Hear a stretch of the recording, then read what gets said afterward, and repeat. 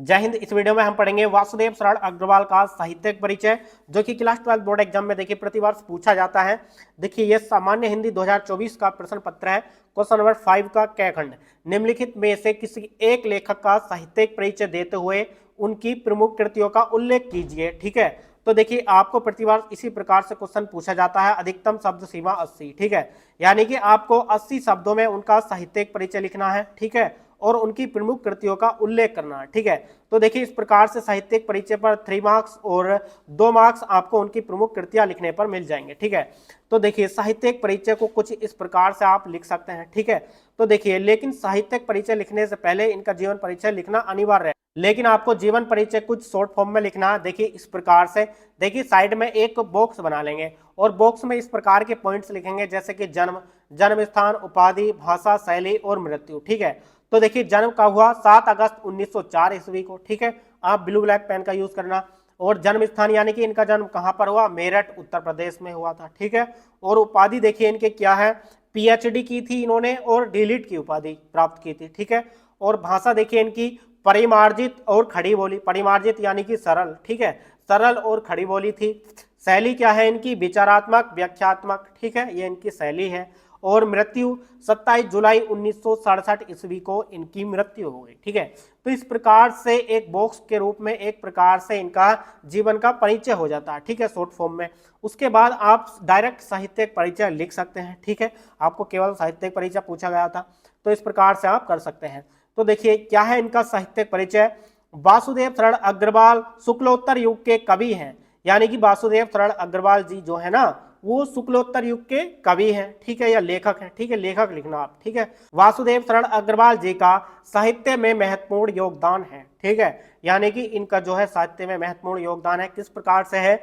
उन्होंने मुख्य रूप से पुरातत्व को अपना विषय बनाया और अपनी रचनाओं में संस्कृति और प्राचीन इतिहास का रूप प्रस्तुत किया। ठीक है, यानी कि इन्होंने मुख्य रूप से पुरातत्व यानी कि प्राचीन काल की वस्तुओं और अवशेषों का उनका अध्ययन करना। ठीक है, यानी कि मुख्य रूप से पुरातत्व को अपना विषय बनाया और अपनी रचनाओं में संस्कृति और प्राचीन इतिहास का रूप प्रस्तुत किया। ठीक है, इस प्रकार से आप लिख सकते हैं। आगे देखिए, इनकी भाषा शुद्ध, परिमार्जित तथा संस्कृत निष्ठ थी, यानी कि जो इनकी भाषा थी ना, वो शुद्ध थी, परिमार्जित यानी कि सरल थी, तथा संस्कृत निष्ठ यानी कि जो संस्कृत से संबंधित होती है। इनकी भाषा किस प्रकार से थी?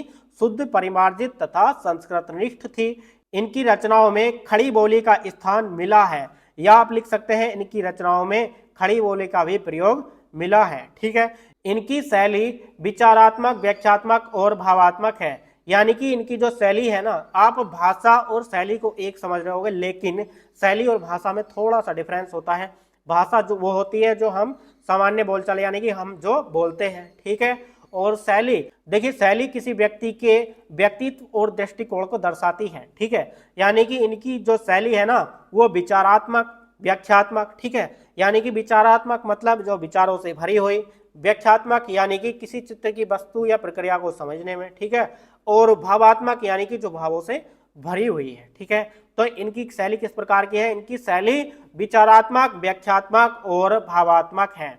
उसके बाद आगे देखिए, साहित्य में अग्रवाल जी ने एक निबंधकार के रूप में प्रसिद्धि प्राप्त की, यानी कि साहित्य के क्षेत्र में वासुदेव शरण अग्रवाल जी ने एक निबंधकार के रूप में प्रसिद्धि प्राप्त की। ठीक है, इन्होंने कई ग्रंथों का संपादन व पाठ शोधन भी किया, यानी कि इन्होंने जो है कई ग्रंथों का संपादन किया था। ठीक है, और पाठ शोधन भी किया। जायसी के पद्मावत की संजीवनी व्याख्या और बाणभट्ट के हर्षचरित का सांस्कृतिक अध्ययन प्रस्तुत करके उन्होंने हिंदी साहित्य को गौरवान्वित किया। ठीक है, तो देखिए इस प्रकार से आप इनका साहित्यिक परिचय लिख सकते हैं। ठीक है, आपको इतना लिखने पर केवल 3 मार्क्स मिलेंगे। ठीक है, और उसके बाद यदि आप उनकी प्रमुख रचना भी लिख देंगे तो 2 मार्क्स इनकी रचना पर मिल जाएंगे। तो देखिए इस प्रकार से लिख सकते हैं। निबंध देखिए क्या है? कल्पलता, कल्पवृक्ष, भारत की एकता, माता भूमि। ठीक है, ये इनके निबंध है। और शोध देखिए क्या है इनके? पाणिनि कालीन भारतवर्ष। ठीक है, यानी कि पाणिनि कालीन भारतवर्ष क्या है इनका? शोध है। और संपादन देखिए पद्मावत हर्षचरित। ठीक है, ये इनका संपादन है। ठीक है, तो देखिए इस प्रकार से आप इनकी रचनाएं और साहित्यिक परिचय लिखकर बोर्ड एग्जाम में बिल्कुल सेम इसी प्रकार से जैसे हमने लिखा है, आप यदि इस प्रकार से लिखेंगे तो आपको एकदम 5 मार्क्स मिल जाएंगे। तो डियर स्टूडेंट्स, ये वीडियो आपको कैसी लगी हमें कमेंट्स बॉक्स में कमेंट करके जरूर बताएं। वीडियो अच्छी लगी तो लाइक कर देना, और चलिए मिलते हैं नेक्स्ट वीडियो में नेक्स्ट टॉपिक के साथ। तब तक के लिए जय हिंद, वंदे मातरम।